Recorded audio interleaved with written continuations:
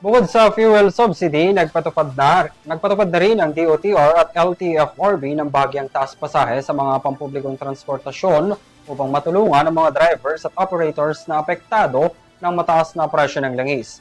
Kung magkano, alamin sa report ni Catherine Landicho.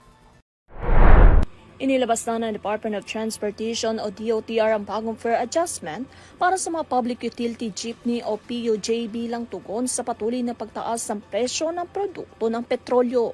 Ayon sa ahensya, itatakda sa 14 pesos ang minimum na pamasahe para sa mga traditional jeep para sa unang 4 na kilometro, habang 2 pesos naman ang idadagdag sa bawat susunod na kilometro. Para naman sa mga modern jeep, magiging 17 pesos ang pamasahe sa unang 4 na kilometro at 2 pesos and 40 centavos ang karagdagang bayad sa bawat susunod na kilometro. Ng 1 peso provisional noong 2023.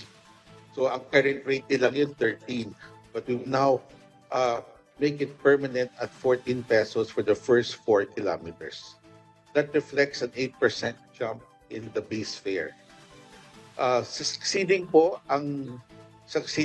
ay 180 ang existing ng traditional PJ. Sinarado na po natin ng 2 pesos or 20 centavo adjustment per kilometer after the first 4 kilometers. Ipinaliwanag ni LTFRB Chairman Vigor Mendoza II na may dagdag na 20 centavos sa bawat susunod na kilometro bawat ang unang 4 na kilometro bilang bahagi ng fare adjustment.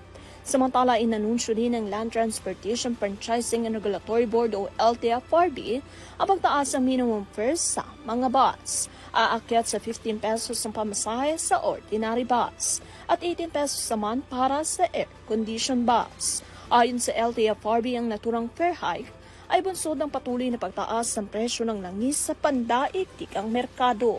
Nakatakdang ipagtupad ng mga bagong pamasahe sa Huwebes, March 19, kasalukuyang taon. Para sa TV News, Catherine Landichos, masaludo sa bawat Pilipino.